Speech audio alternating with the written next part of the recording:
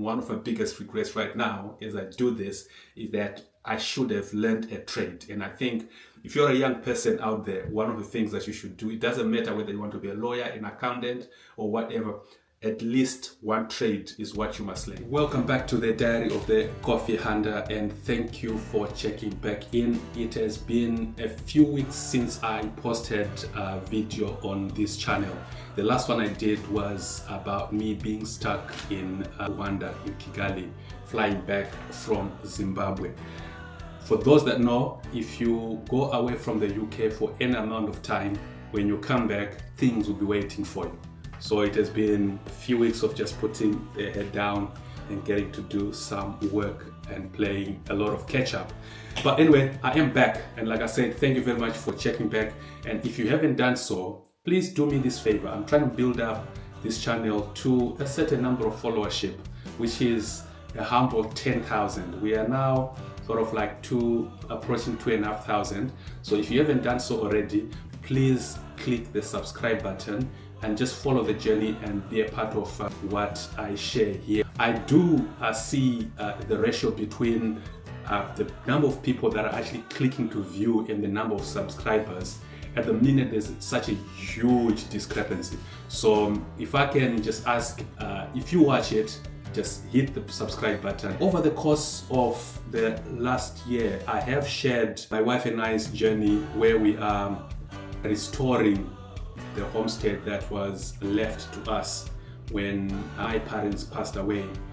And one of the key features of the work that we have been doing is that rather than structurally change anything, we have sought to retain the original buildings that our parents built. So what we've just tried to do is to modernize those same buildings, but retain everything as it was. So in essence, nothing of what our parents built has been taken away, nothing has been removed. The only things that are happening is that either we are simply just changing the type of roof, or we are extending to add some room or some space, or maybe change the interior in terms of how the rooms were divided.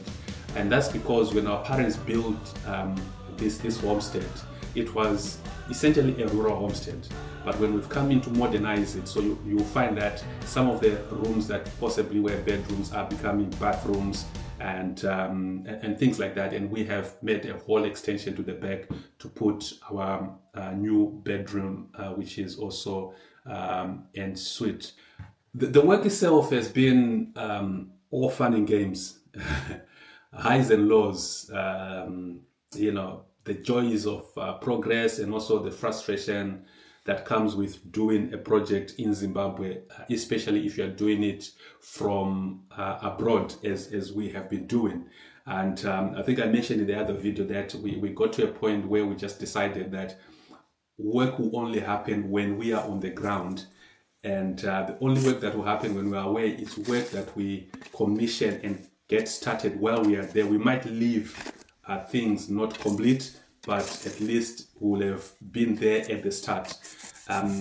We've decided that we will not initiate anything new while we are away, for the reason that resources tend to be expended a lot more when you are sending the money rather than when you are doing it yourself. Maybe you end up spending more, I don't know, but it just feels, or it seems that way, that you spend a lot more money when you're sending it than when you're spending it yourself when you're on the ground. But before I give you a quick update, I want to talk about something that I came across during our lovely experience in what we are doing in rural Buhera.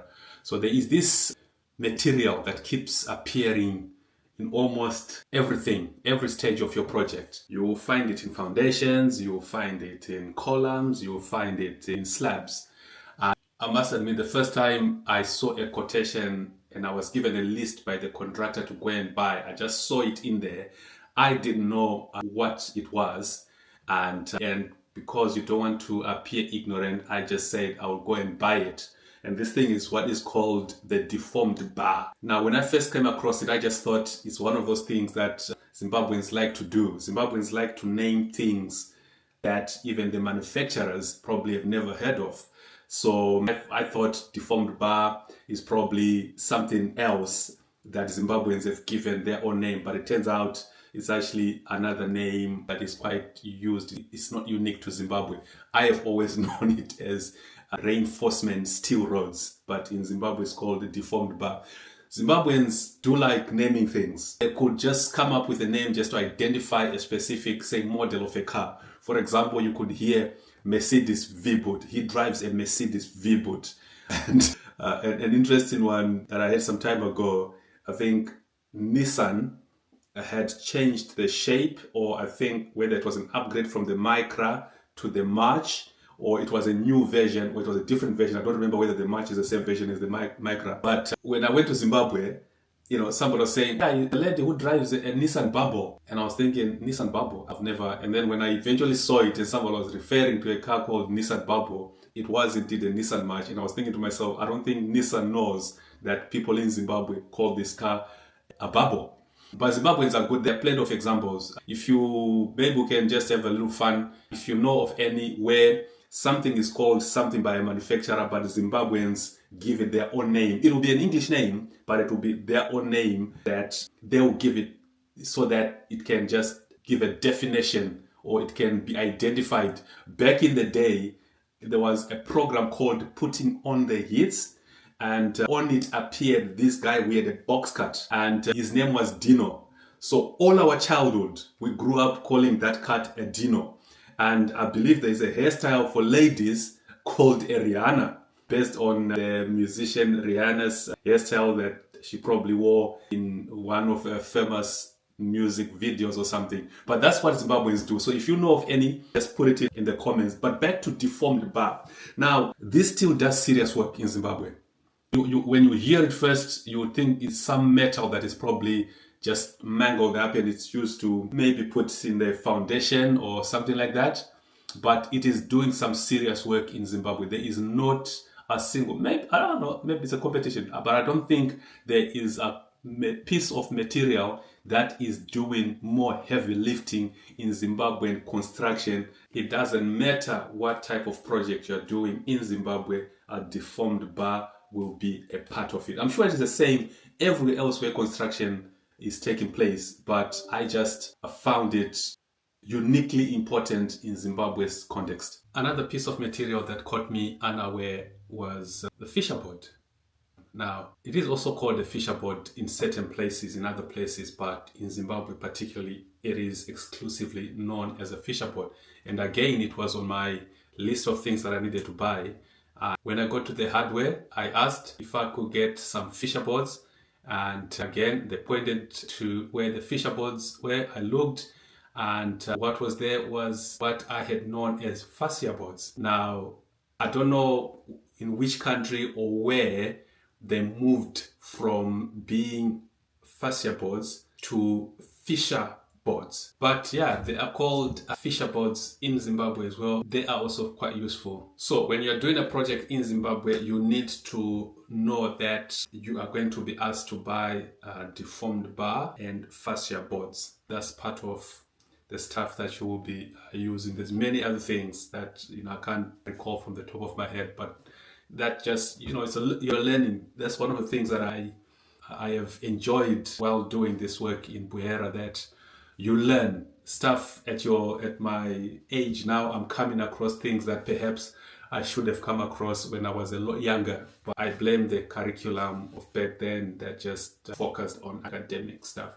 And one of my biggest regrets right now as I do this is that I should have learned a trade. And I think if you're a young person out there, one of the things that you should do, it doesn't matter whether you want to be a lawyer, an accountant, or whatever, at least one trade is what you must learn. And I'm regretting that I am no good at anything in particular. I can do stuff, this, that, and the other, but I'm not good in anything in particular. I mean, I wish I could be, I could do plastering, for example. I wish I could do a bit of bricklaying, not that I'll build a whole house, but at least if I just need to put up a wall here or there, I should be able to do that. I wish I could do a bit of wiring for my electricity, but I am absolutely clueless when it comes to anything trade related.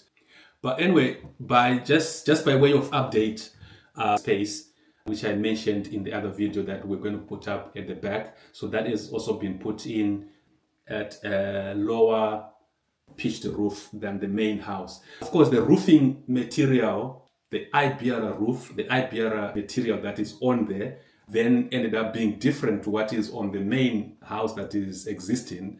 And again, that's one of the things that, you know, we would have been trying to avoid, but because we left and people went to buy, do not know what happened, but for some reason we ended up with roofing material or with Buhera sheets that are different in color.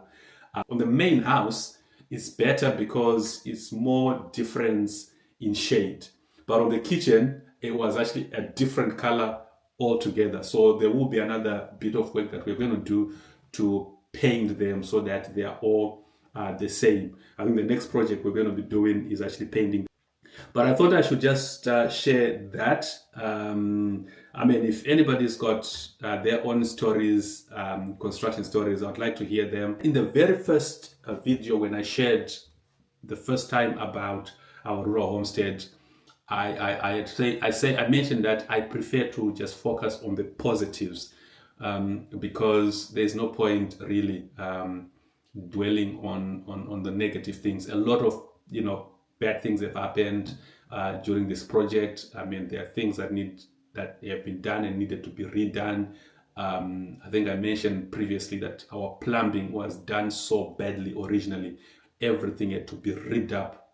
You know, all the bathrooms had to be ripped up to start afresh, and the outside, the septic tank had been put in the wrong place, and there was no gradient in the piping, in the plumbing. So in the event that somebody were to flush a toilet inside, you know, it will just go whichever way it might go. So we had to rip that out and then do it all over again. But those are some of the things that happened. But I won't focus on that specifically. I just choose to look at the positives and the good that has happened. We are also, another update, a few weeks after I talked about there being a problem with water. One day, the guys at the homestead switched on the pump, the same borehole that wasn't yielding. In one go, pumped in water, and it filled in the tank. It was an overflow. Bakayipasekuru atoichambudzika nhasi kuti nhasi tengi redu razarawo. Dai munovhara maiti razarawo nhasi. Kuti akuzara chaiko azara sekuru. Kwese tauda kaspringula kekuti ndizotoita muloni kasikotoda kaspringula kekuti katodai muloni uko. Zvanaka izvi zvinhu zvakanakida daunati inoramba ichizara kusvika nguva pasi apa inenge yapo pasi apo. Yatoshambisika uko zvanga ratone nguva ranga yaiuza zvezasiwo but ndangona yakutokushuta ka1 makusenana. But however, we had already made arrangements to connect another tank to the borehole that was drilled about 200 meters away at another homestead by the local MP. So we are doing that, which again, you know, is one of the things that we said we'll do to help the community by making sure that that homestead, they also get their own stand and the tank, because all they got was just a borehole drilled, but no tank to put the water. There's no electricity, so we are going to connect power from our house to pump the water, put it in their tank, but also connect a pipe that comes and fills a tank that we have at the homestead. But that's what I thought I should just share for now. But particularly the issue to do with our deformed bar, the steel that is building Zimbabwe. There is every single building project, you are going to need a deformed bar of whatever size, 8mm, 10mm, 12mm, 16mm. I think it's 20. I don't know how, you know, what the different sizes, but the ones I've had to buy is the 8, the 10, the 12, and the 16.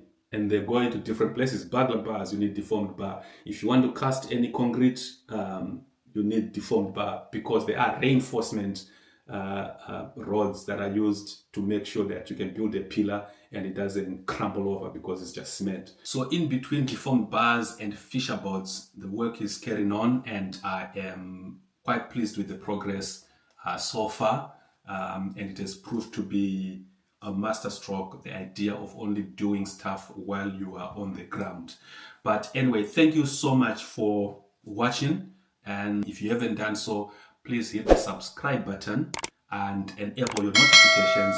I will be on the road again shortly, and we'll be able to bring you some good content. I believe it's good content.